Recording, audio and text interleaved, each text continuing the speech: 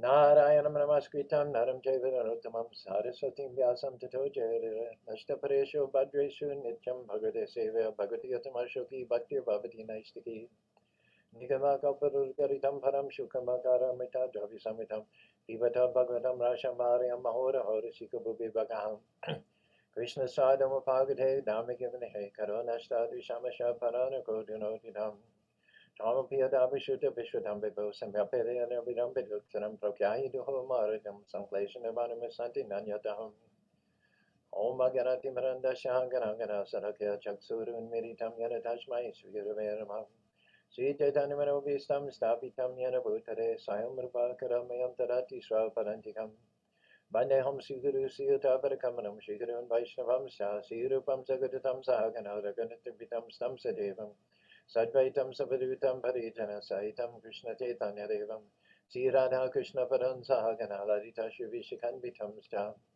Nama Om Vishnu Paraya Krishna Pasaya Bhutare Srimati Bhakti Vedanta Swami Tiramani Namaste Saraswati Devi Gurvani Pacharine Nirvishes Sunyori Bhaskata De Sarani Sri Krishna Chaitanya Prabhu Nityananda Sri Advaita Gadadhar Srivasadi Gaur Bhakta Hare Krishna Krishna Krishna Hare Hare Hare Rama Rama Rama Hare Hare Good morning Madhava, good morning Ram Kishore, Sundari Priya, Jimmy, thanks to all of you for joining us, as well as Jean. Chris, upstairs, thank you. As you can see, I'm risking oblivion. I'm risking my own personal annihilation being with you. The light is still transitional, marginal. Sundays, when we have our program at 11 o'clock, our weekly Salt Lake City Zoom Sangha, the light is much more bright. This is 7:30. It's still marginal, so you might see me coming and going. Bhutva praliyate. But it's a risk that we take in order to exhibit these wonderful virtual backgrounds, such as what you see behind me now, the temple with Krishna in the sky, with flute to his mouth. Good morning, Sanjay. Thanks to all of you for joining us on this motivational Monday. We're counting down to the appearance day of Lord Chaitanya later this month. And there are just so many wonderful Zoom programs. I saw a Zoom program yesterday sponsored by the Orlando, or is it Tampa Bay devotees, where they had Gauranga Darshan on talking about the pastime of Bali Maharaj and Vamanadev and Sukracharya.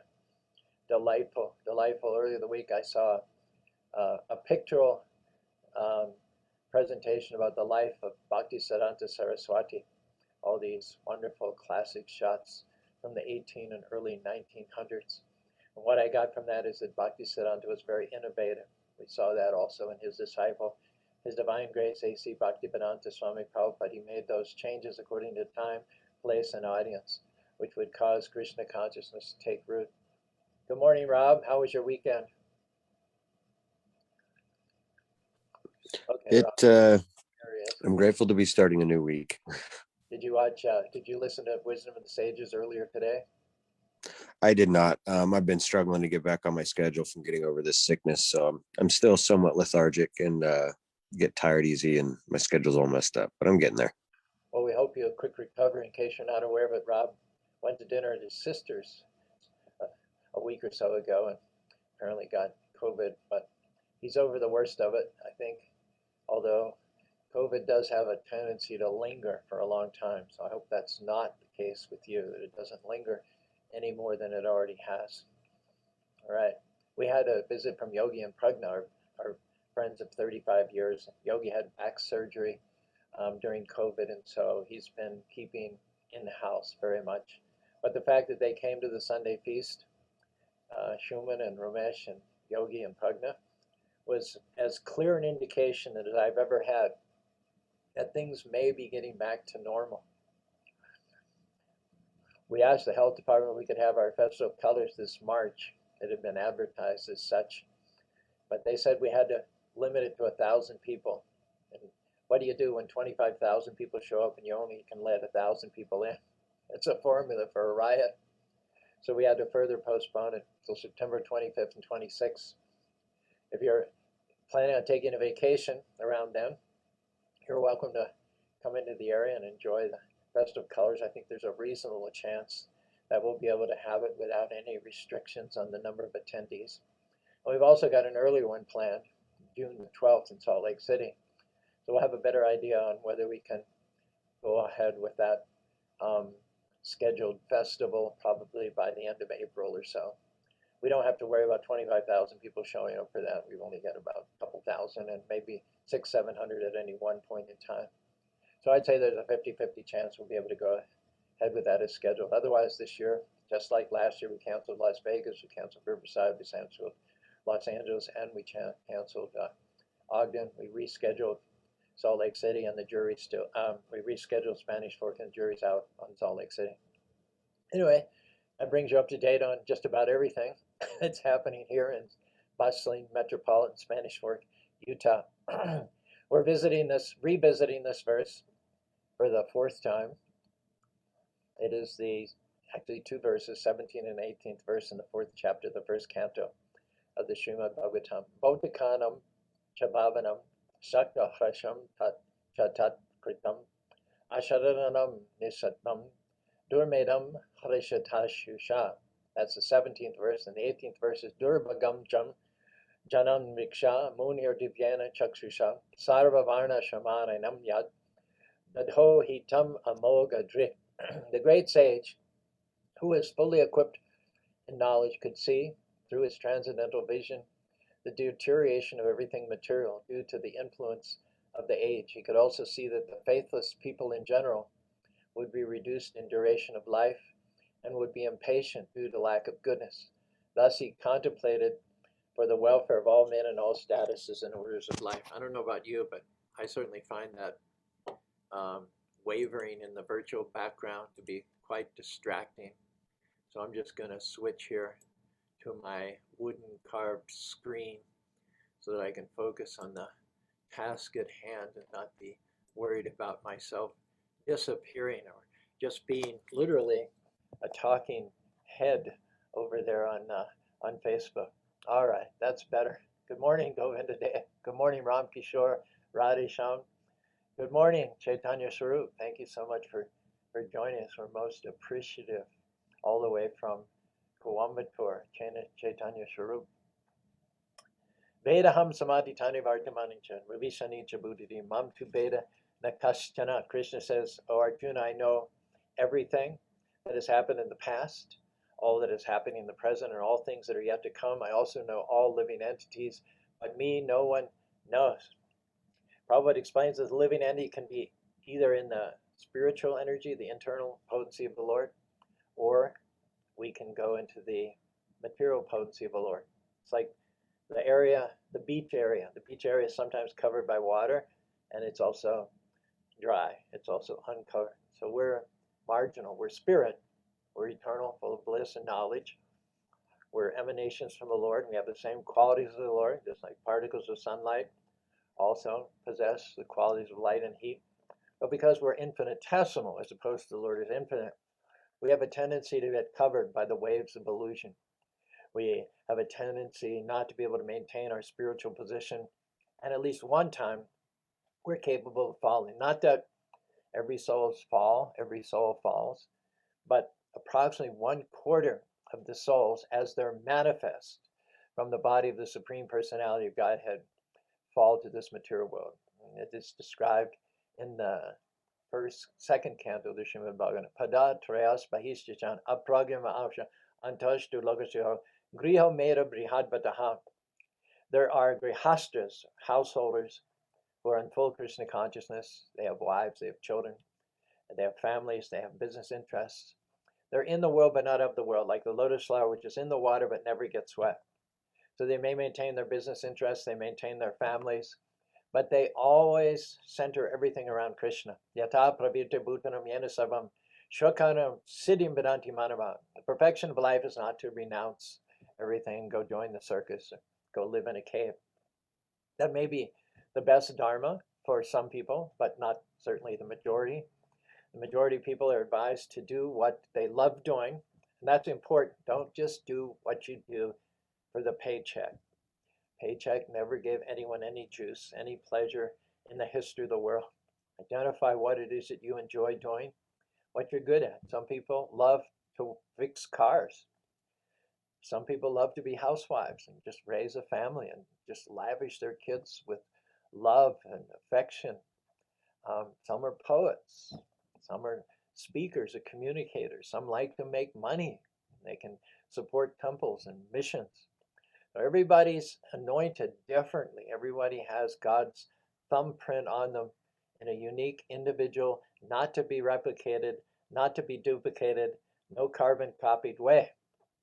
So it's important before you make these life demanding decisions that you identify how it is that God made you, what you're good at, what books you like to read, with whom you like to associate, what gets your heart going, what makes your heart beat with excitement. Do that. Don't worry about the money. The richest people in the world are not doing what they do for the money. The richest people in the world are doing what they love to do, and the money comes. The money's not their inspiration. The money's no source of pleasure for anybody ever, ever. The money is just a byproduct. If you do what you love doing and you do it well, then God is going to give you more money so you can continue to do what you do well and even expand doing that as well. So first of all, identify the thumbprint of God on you, what you're anointed and what you're uniquely qualified to do. And then do that and do it with excellence. Be a model employee. Be a standard that others strive to achieve. Be indispensable to the company, or be indispensable if you own your own company. Be indispensable in terms of the customer service that you offer and the product and services in your inventory. And then center it all around God. God's all pervasive. He's not just locked in the church so that we visit him 1 or 2 hours a week. He's in politics, he's in business, he's in domestic affairs, he's in the office, he's in the computer, he's on the internet, he's in peace, he's in war, he's in diplomacy, he's in empathy, he's in counseling, he's in suicide prevention. Whatever there is, God is there. God is yenisavamidam tatam. Shakam anatam siddhim vedanti. So perfection means whatever you're good at, dovetail it. Dovetail it. Karmani avadakashe mafadashukan makarma panetu. Mate sangus to a karmani. It says that one should learn to do what one loves doing without even considering the paycheck or the fruits of that labor. One should do it as a matter of love and as a service to the Supreme Personality of Godhead. We see a lot of people who work selflessly, who don't take a big salary or no salary at all. They may volunteer at the soup kitchens or St. Vincent de Paul or Salvation Army. But they're not working to please God. They're trying to just divest themselves of all. Well, the problem is they're trying to divest themselves of false ego, but they sort of divest themselves of their real ego as well, which is Nitya Siddha Krishna Prema, to serve the Lord who created us, who gifted us, who loves us. It doesn't help really that much to serve selflessly because you are a person. You are a person, and as a person, you are a servant. You are a part of the whole, the Supreme Personality of Godhead. So when we do humanitarian or charitable work, it should be to please the Lord, to put a smile on the face of the Lord. Some people serve from a humanitarian point of view. They're saying, well, God hasn't fed these people, so I'm going to feed them. I can do what God doesn't do. That's missing the point. God's using you to feed those people, and you should be a conduit. You'll feel so much more joy and purpose if you do what you do with God in mind.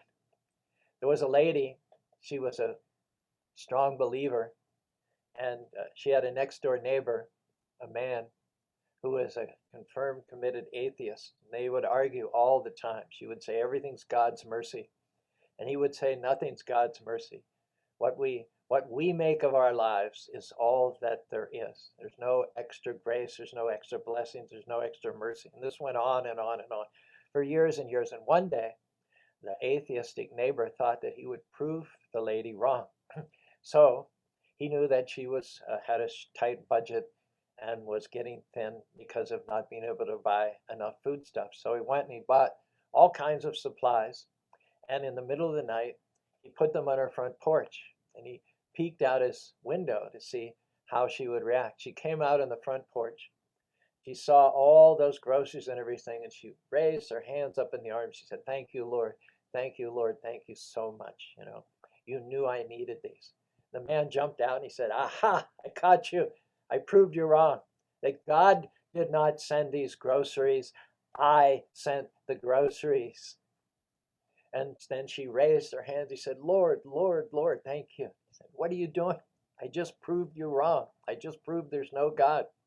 Why do you continue to raise your hands and praise God?" She said, "I'll tell you why. Because God not only sent me all these groceries, but he caused an atheist to pay for them." So we can either be in the material energy as the neighbor was, or we can be in the spiritual energy as this lady of faith was. God will find his ways to support us and bless us. But the thing that we need to do is to make sure we stay dry, not swept away by the waves of illusion of atheism or mental speculation or fruitive activity. We need to recognize that we are who we are, that we are where we are by the grace of the super soul, by the gifts that the super soul has given us, and then consecrate, use those gifts to honor the creator of all living beings. And this is the great secret. People talk about having a positive attitude, putting out positive vibrations in the universe, and then the universe is some sort of impersonal, but nevertheless subjective, sentient force, feels your positive vibrations and then sends you back favors, which is very fanciful, very fanciful. God is a person, we're a person, and when we take our talents, gifts, and abilities and use them to honor the Lord is pleased. He smiles. And then because we've used what he's invested in us profitably, he gives more. And what happens is a competition is established between the Lord and his devotees. Now, parayaham nirabhajya samiru, so sarabhadavu badashisham, yomabajan durjaya shrinkara, samrija tava pratyanti baram. In the face of the gopis, the cowherd maidens of Vrindavan, their overwhelming surrender and sacrifice for the Lord. They knew nothing but the Lord. It's Krishna in the morning, Krishna in the afternoon, Krishna in the evening. They left their husbands, they left their brothers, they left their families to heed the call of Krishna's flute at midnight. They risked the censure and the excommunication of their entire society, their entire village, to go to Krishna in the middle of the night. And because of their extreme and radical attraction for Krishna, because of their prioritizing their love and service for Krishna, Krishna says, Krishna is God. He's Aishwarya Shamagasha, all wealth, all fame, all strength, all knowledge, all renunciation. And yet he says, Naparayaham, your service, your love for me has no parallel. There's nothing that I can compare it with anywhere in the three worlds. And because of your unique and unexcelled love and surrender for me, I declare myself bankrupt. I'm going to go to the court and register Chapter 11, bankruptcy. It says, I, with all of my opulence, wealth, and fame, knowledge, beauty, I could never come to the end of my indebtedness to you. Of course, the gopis feel the same way about Krishna, that they could never come to the end of their indebtedness to Krishna. They could sing his glories, they could serve him from now until eternity and still not even repay Krishna a fraction of those things for which we should be grateful. So you see what's happening here.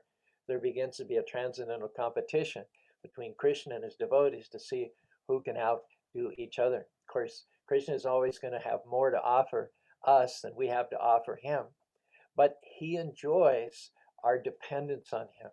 It's like a father. He may have cars and houses and business.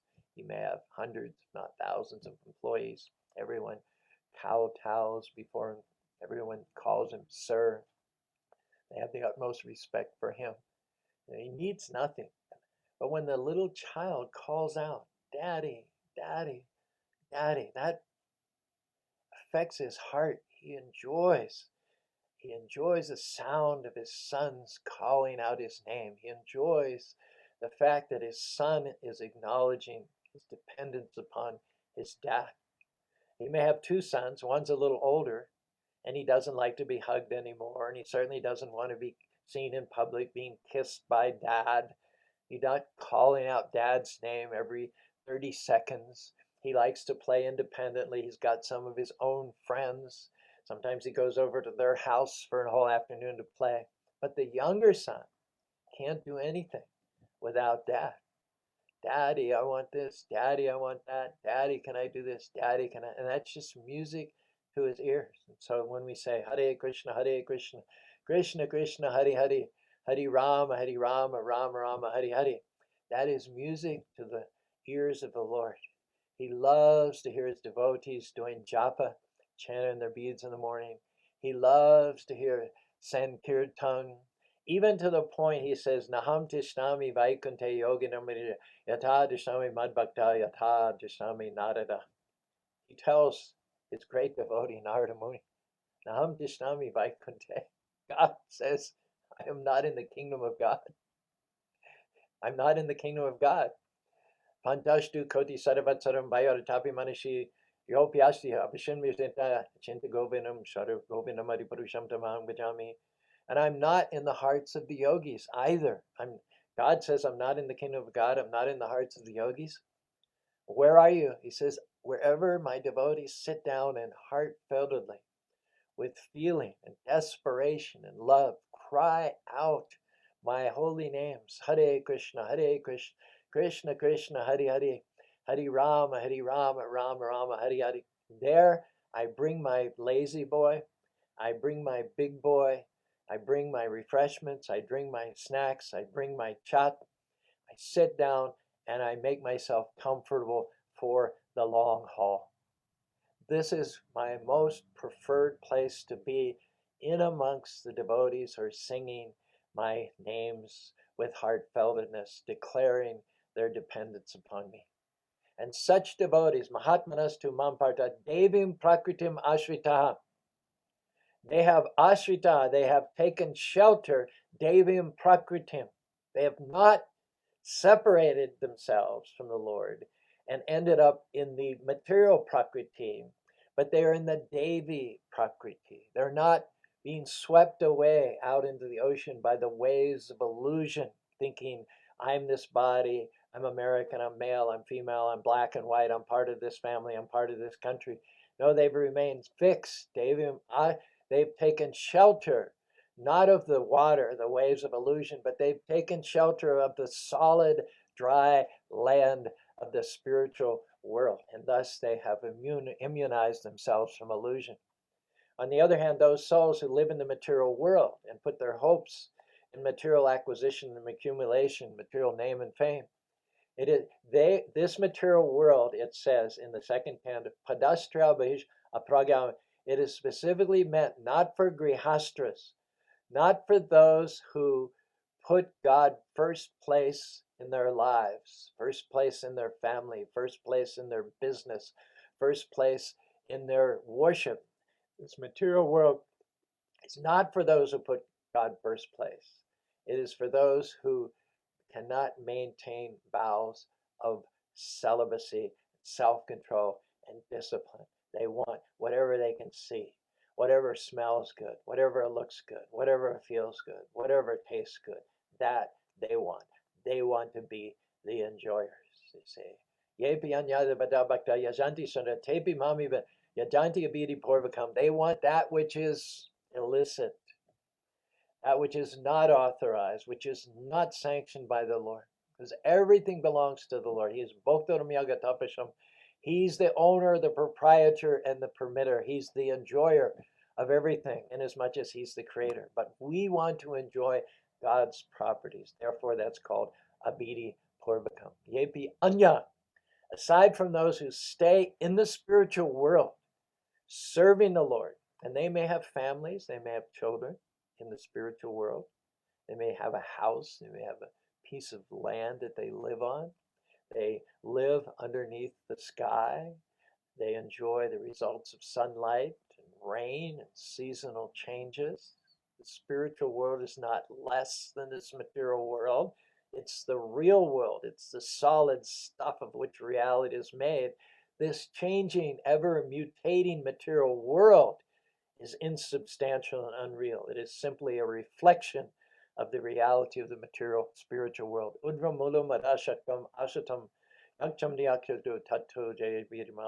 It's like the reflection of a banyan tree, the upside down reflection of a banyan tree on water. So this material world is for those who cannot maintain consistency, who want to illicitly enjoy God's property apart from God.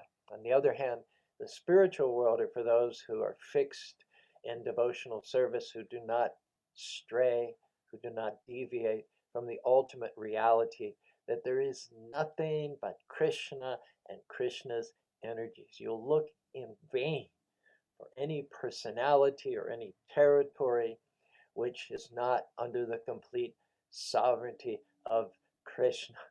We have our independence. We're parts and parcels of Krishna. We have no other source. We have no other origin than Krishna, the Supreme Personality of Godhead. Janmadiyasya yataha nabayatir itadishtartishu abhignasarat.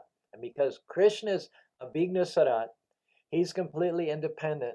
We also have our minute independence to either take illusion or to take reality. And it is the misuse of our independence which causes us material strife, which lands us in this condition, nature. And yet the Lord, in spite of our having rejected him and turned our back on him, he never abandons us. Whether it's in the material or the spiritual world, the Lord is completely sovereign. We have come to this material world seeking to achieve sovereignty apart from God, seeking to carve out our own little piece of real estate apart from God, little realizing that whether in the spiritual world or the material world, he owns it all. He created this material world to accommodate our illicit desires to enjoy apart from him. Sometimes the example is given that the little child sees the mother cooking in the kitchen. The mom has a big kitchen with gas burners or electric burners, and there's fire and there's smoke and all kinds of things. And you have to be an adult to move around and to work and cook in an adult kitchen. For a small child, it can be highly dangerous. The child is not qualified to cook on the same level as the mother. They probably can't even reach the burners themselves. But the child wants to cook on their own. Mommy, I want to cook separately. I want to have my own kitchen. I want to have my own stove. I want to make my own stuff. So the mother arranged to have a toy kitchen set for the child, which is child-proof, which has all the safety features built in. The child, in spite of themselves, cannot cause themselves harm. But the kitchen that's supplied, the fake, the imitation, the play kitchen, is supplied by the mother. The child may think, this is mine. When the mother comes near, the child says, don't, Mom, you have your kitchen, I have mine. The child claims proprietorship, possession. But actually, that is given by Mom. It's Mom's kitchen, but she has allowed you the use of it. So this material world, even though we think that it is our property, we say, Krishna, don't come here. Leave me alone. Let me do my thing. Actually, it is all Krishna. He owns it all. Whether it's the material world or the spiritual world, God is everywhere present. In the Bhagavad Gita, 13th chapter, 16th verse, Krishna tells Arjuna, Antir bahis chabhutanam acharam charameva shukshmat bhattaravigaram jarashtam chantikechara bahirantas chabhutanam. I exist outside. I'm within every atom. Everything is my energies. Bhumir, apo, narovara, earth, air, fire, water, mind, intelligence, bhauti. These are all my energies. Aparami tastu anyam. Aside from these material energies, there's another energy of mine, which is spirit. and that is all living entities, Jiva Bhuta Mahabaho, Yam Dayachaya Jagat, who are maintaining at the same time struggling with this material nature. And then there's a third element, Uttama Purushas tu Anya. Besides the eightfold material elements and beside the innumerable spirit souls, the innumerable living beings, there is Uttama Purushas tu Anya. There is another Paramatmita Adita, and that is the Supreme Personality of Godhead, the Super Soul, who exists both outside as well as inside of all living beings, the moving and the non-moving. And because he's subtle, he is beyond the power of our material senses to see or to know. It is said that although he is far away, he is remotely situated from the living being. He has his own abode, which is countless light years away from here. He has also expanded himself so that there is no corner of his material world where he is not fully present and of which he has not got complete charge and control. So we need to recognize that everything comes from Krishna, even our own senses, even our own free will, even our minute independence is gifted, is borrowed from him. And therefore it is said, Sarva Pari Veniratam Tatpapanirma Rishikesha Rishikeno Sevanim Bhaktir Uchate. These senses are born from the senses of the Lord, and we should think of ourselves not in terms of the material nature, because that gets us in the waters of the waves of the ocean of illusion. We should think of ourselves always and at every time and in every circumstance as being parts and parcels of the Lord. And therefore, Rishikesha Rishikena Sevanam Bhaktir Uchate. We should use these senses, which are generated from the Lord, which are produced from the Lord, in order to serve the Lord. Sevanam Bhaktir Uchate. This is the sum and substance of devotional service. Bhakti, or devotional service, means engaging all of our senses in the service of the Lord, who himself is the master of the senses. So that means, among other things, that when you engage your senses in serving him, he guides you, he promotes you, he uplifts you, he elevates you, he blesses you, he favors you when you make that connection. Consider the simple example of a finger. As long as it's attached to the body, as long as it renders food into the stomach, then when the stomach is nourished, then the finger gets nourished. The finger gets power. The finger gets blessings. The finger gets to be nimble. Some of these pianists, they insure their fingers for millions and millions of dollars. Our value derives from the fact that we're meant to serve the Lord. Finger which is severed and detached, lying, neglected, dirty, disgusting, distasteful in the street. Nobody wants it. Nobody assigns any value to it. You just kick it away, get it out of sight, out of mind. But when one attaches oneself in devotional service to the Lord, mamai vamsa jiveloke jivabhutar manasastani prakriti sani karsati.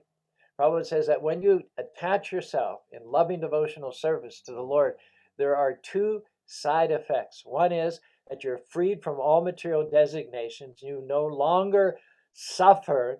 You are no longer burdened on the weight of thinking of yourself as black, white, male, female, Christian, Hindu, Muslim or Jew, American, European, Brazilian, Australian. You no longer stagger under the weight of that bodily identification. And then the second effect is that your senses are purified simply by being employed in the service of the Lord. That's what the senses were originally meant for. Krishna believa se jiva bahira dirmaka taiva maya taridea samsara dukkha. Dukkha means misery. Samsara means this ocean of birth and death into which we've been plopped, derives, is caused by our having forgotten the fact that we are created by and that we're servant of the Lord. Krishna baliya se jiva. We're not God. We're not supreme. We're not achyuta. We're not infallible. Infallible means cannot fall. Krishna cannot fall from his supreme position. but we, his tiny parts and parcels, are in fact prone to falling. So when we fall from our position of attachment to the lotus feet of the Lord, when we detach ourselves as atoms from his lotus feet, then our troubles begin. Then we enter into this external energy of the Lord. We become buffeted, well, first of all, from the solid stuff of the land, from the solid stuff of reality. We're lured. We're lured. First of all, we just want to get our feet wet. And then we're pulled, we're attracted to get in a little further. And we're up into our ankles. And then we're up into our knees. And then we get out waist high. Then the rip tide grabs us. And then we can no longer get back to shore, even if we want to. We're gradually pulled out, out, more and more into the waves of illusion. Bhaktivinoda Thakur sang, maybe Lakshmi, do you know this song? Micha mare abase yacha bese kacha hada dubai bai jiva krishna das ebishrash kare te ara dukahai. Bhaktivinoda Thakur calls out, my dear living entities, you are being carried away by the waves of material nature. Sometimes you're on the surface and sometimes you're being drowned. In this way, your eternal life is spoiled. If you simply catch hold and take shelter of the lotus feet of Krishna, you will once again get free from all the material miserable conditions. Can you sing that a little later for us? Is that a possibility, Lakshmi? I think that's Kabe Habe Polo de Sinamar. I think it is, yeah. That's a verse from it. I probably can't. I don't have the... Do you have your songbook nearby? I don't, no. Okay, all right. Anyway, Micha Mayarvasa Yacha Bese Kacha Hadu Dubibai Jiva Krishna Das Evisha Karate. It's a call to the living being. Don't sell yourself. Don't sell your soul to the material energy. Keep steady and faithful at the lotus feet of Krishna. You have any comments on that? Well, the one thing I wanted to say is that in Puerto Rico, it's common that tourists come here and they swim in different areas and they're not aware of the current in the ocean. So they come here, with ideas of enjoyment because it's beautiful, it's warm, there's breeze, ocean, so many things, and they go swimming and they end up being dragged out into the ocean and dying. I remember just a couple of weeks ago, we lost like 3 tourists that were out swimming and they were just dragged, because you have to be careful. This is the winter time, albeit it's a warm winter, 85 degrees out, but it is winter and there's changes of weather, storms out in the ocean mostly, and it changes what the ocean does. And that's one thing that it doesn't. So I was thinking what a parallel it is to the material world. We get ourselves involved with different types of activities, and we have one perception of what it is and what we'll get from it, and then there's the whole other reality of it. I think people find themselves in that circumstance repeatedly as they grow. And the Lord is asking us, and Bhaktivinoda Thakur's representative is asking us to stay in the spiritual energy, which means to stay under the shelter and the protection of the Lord. The people that you mentioned, the tourists who come expecting a good time, expecting to spend God's assets in order to lavish themselves and sense gratification on themselves, they get sorely disappointed. They come for a vacation, they end up losing their lives in the undertone. So Krishna and his representatives are asking us, don't step outside of the protection of the Lord.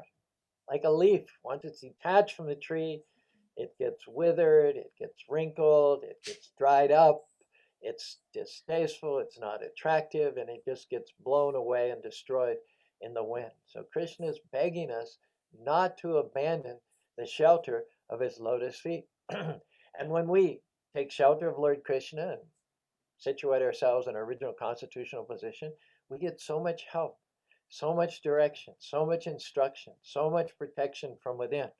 It's a game changer. It's completely different being on your own as it is being under the shelter and protection of the Lord. In Bhagavad Gita, 4th chapter, 5th verse, Krishna talks about the difference between him and Arjuna and the advantages of the individual living entity when they take shelter or stay, as it were, in the shelter of the Lord. Bahuni me vyatitani janmani tavatani aham vedasan nitum veda padantapa. Krishna tells Arjuna, both you and I have taken many births. That means that when Krishna spoke the original knowledge of the Bhagavad Gita about 2 million years ago to the sun god, Arjuna was also there. Can you imagine standing nearby as a friend of Krishna and being a party to that original conversation between Krishna and the sun god Vivishwan? Can you imagine how momentous, how memorable that would be? And yet, Krishna says, Arjuna, you forgot it, and I did not. Because Arjuna is in the category of jiva, such as you and I. He's elevated. He's none other than a special friend of Krishna, but he has this change of body that goes on.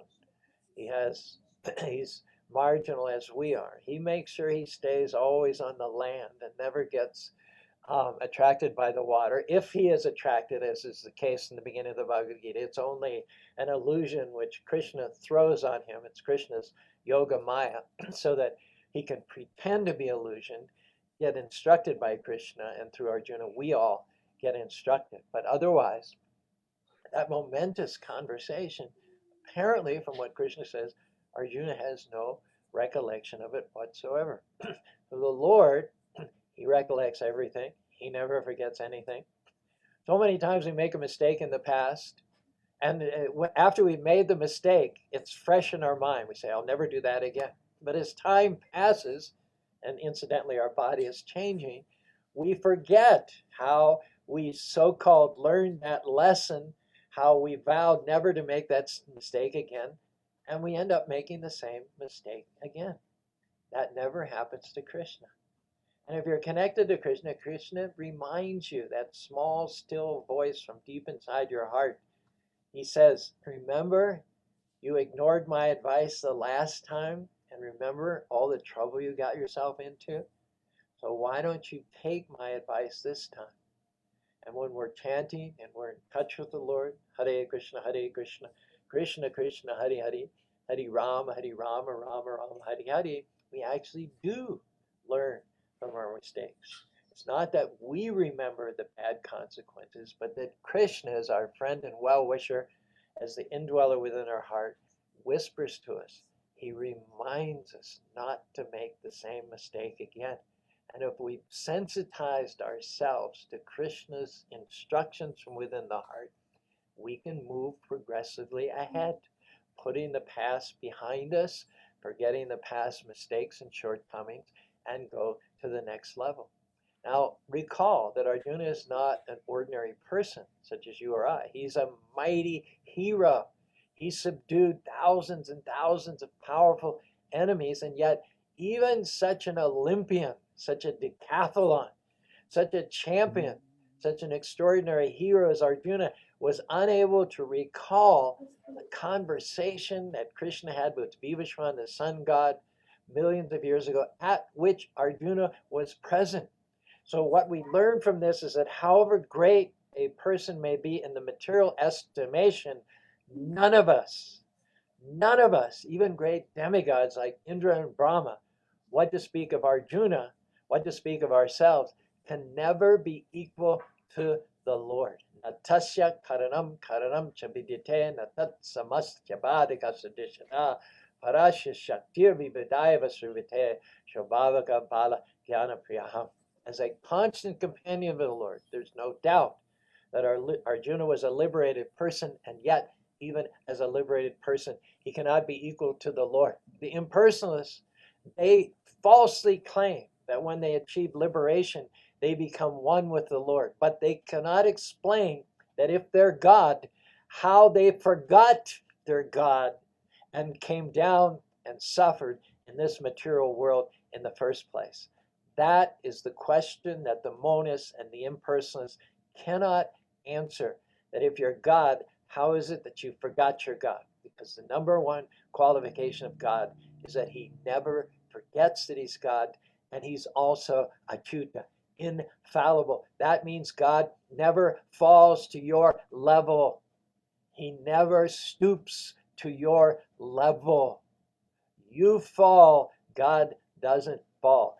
You forget, but God never forgets. Therefore, the Lord and the living entity can never be equal in all respects, even if the living entity is as exalted as Arjuna, as Brahma, as Shiva, as Indra, and all the various demigods. So let that be our lesson for the day. Never aspire to be God. You might as well just go and drink poison as far as your spiritual life is concerned. But the nectar lies in always wanting to serve the God according to your talents and abilities and capacities. Om Tat Sat. Hare Krishna, Krishna Krishna, Hare Hare, Hare Rama, Ram Ram, Hare Hare. Any postscripts? Rob first. We'll go to Rob and then Lakshmi, who also may be gathering his vina, his ektar, or his changa for a closing kirtan. Rob, what say you, my man? It was thank you, Prabhuji, first of all.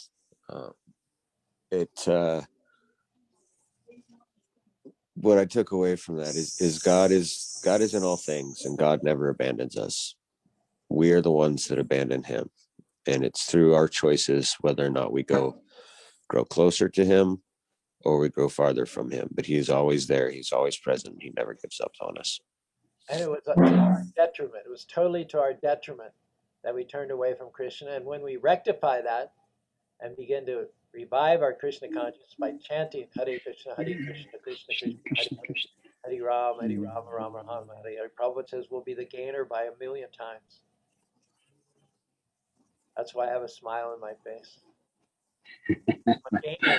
We're gainers. And look at the smile Lakshmi has too. Look at those teeth there. Yeah. We're always smiling because we're gainers. We're not losers. We're winners. Yes. Any comments, Lakshmi, before you do kirtan?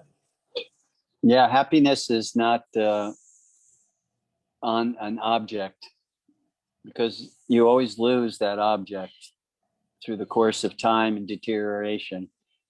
Happiness comes from within when one connects with their real true nature as servant of God. And that happiness is comes from selfless service at the lotus feet of the Lord. So, we're not dependent on objects, whatever they may be, animate or inanimate. We're only dependent on the mercy of the Lord. That is our source. Devo vite dara parata rajya tadbira gaira mahamnita signa so cheta tovi mukta cheta maya sukaya barambina. Prahlad Maharaj says, Dear Lord Nrsingadev, half man, half lion incarnation who just appeared to bifurcate my father, the atheist Hiranyakashipu, don't ask me for a boon. I don't need a boon. I don't need anything to complete my happiness. I simply have to chant your holy name.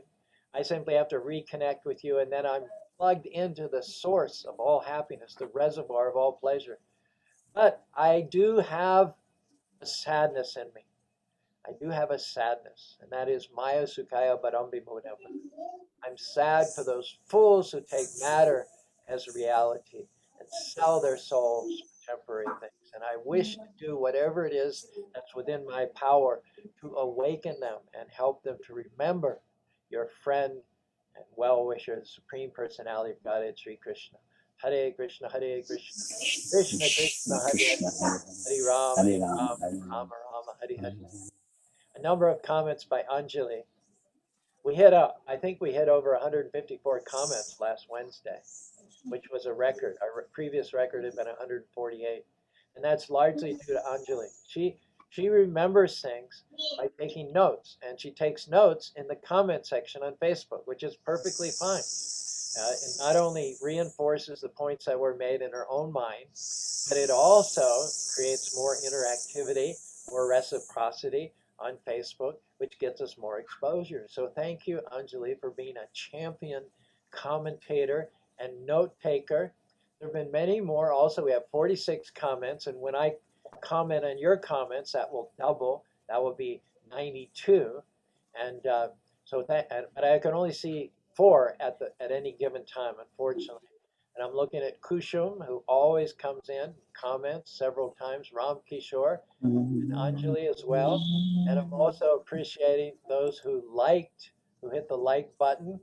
And those are, just hold on a second, let me just see, Terry and Taruni, such faithful, consistent attendees. So, Shohag Chandra Das, thank you very much for joining us. Rajapati Sutta, again, Raquel and Sean, Kusham Demon, Bhakti Gary, Sund, thank you all. By Bobby, my better half by far. Achyuta Krishnadas, thanks for joining us on Facebook. Subhadra, Rampore, Radhe Sham, thank you. Sundari Priya, our model devotee up there from Salt Lake City. Raleigh, Hindu from Spanish Fork, thank you. Our old friend Sanjaya Sharma. Chris, who's been our best exemplar volunteer here for over a year. Thank you, Chris. Madhavadas. Madhav and I have 284 mutual friends. And Ram Kishore and I have 289 mutual friends. We also have Anu Tyler Morris.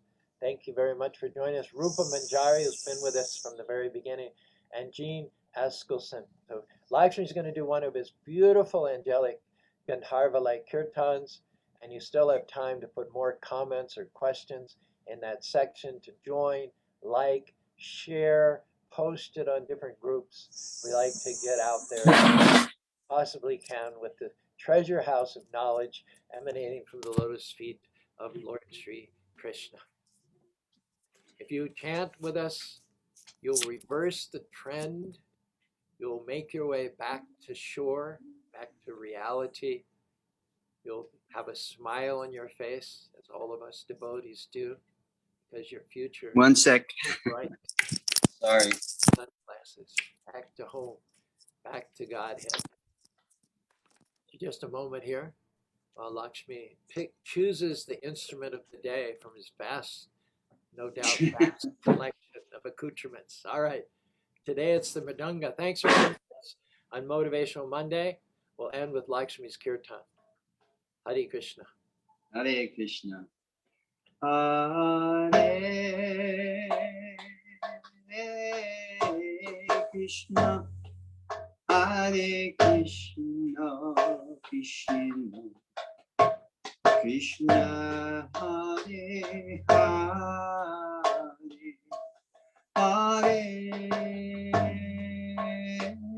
Hare Rama. Hare Rama.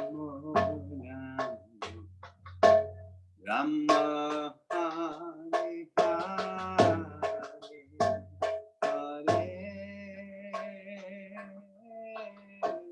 Krishna Hare Krishna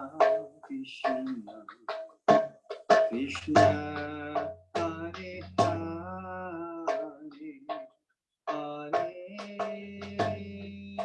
Rama Hare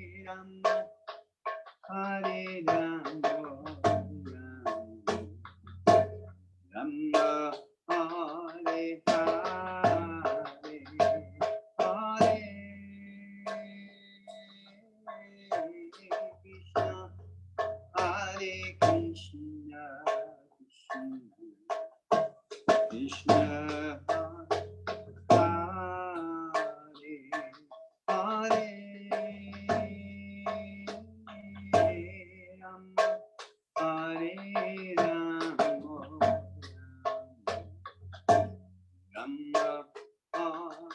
Hare Krishna Krishna Krishna Krishna Krishna Hare Hare Hare Rama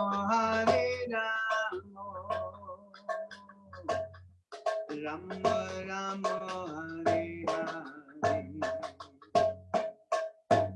Hare Krishna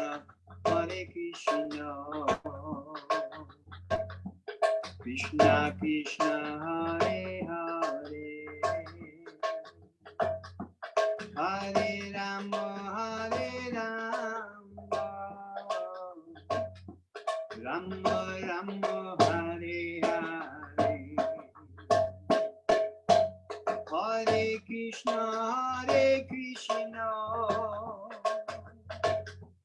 Krishna Krishna, Hare Hare,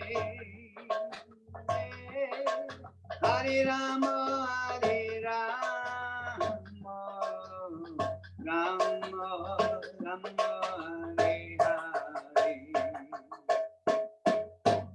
Hare Krishna, Krishna Krishna, Hare Hare, Hare Rama, Rama Rama, Hare Hare. Hare Krishna, Krishna Krishna, Hare Hare, Hare Rama, Rama Rama, Hare Hare. Hare Krishna, Krishna Krishna, Hare Hare, Hare Rama, Rama Rama, Hare Hare. Hare Krishna, Krishna Krishna, Hare Hare,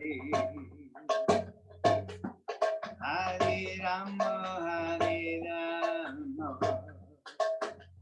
Rama Rama, Hare Hare. Hare Krishna,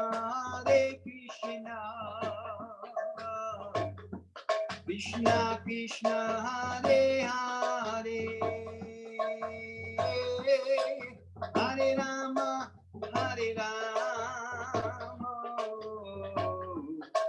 Rama Rama, Hare Hare. Hare Krishna, Krishna Krishna, Hare Hare, Hare Rama, Rama Rama, Hare Hare. Hare Krishna, Krishna Krishna, Hare Hare, Hare Rama, Rama Rama, Hare Hare. Hare Krishna, Krishna Krishna, Hare Hare, Hare Rama, Rama Rama, Hare Hare. Hare Krishna, Krishna Krishna, Hare Hare, Hare Rama, Rama Rama, Hare Hare. Hare Krishna, Krishna Krishna, Hare Hare, Hare Rama, Rama Rama, Hare Hare. Hare Krishna, Krishna Krishna, Hare Hare,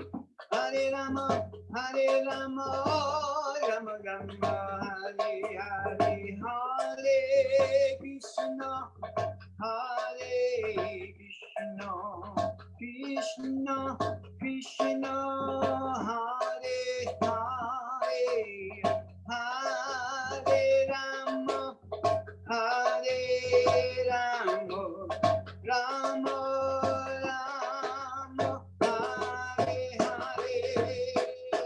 Hare Krishna, Krishna Krishna, Hare Hare, Hare Rama, Rama Rama, Hare Hare. Hare Krishna, Krishna Krishna, Hare Hare, Hare Rama,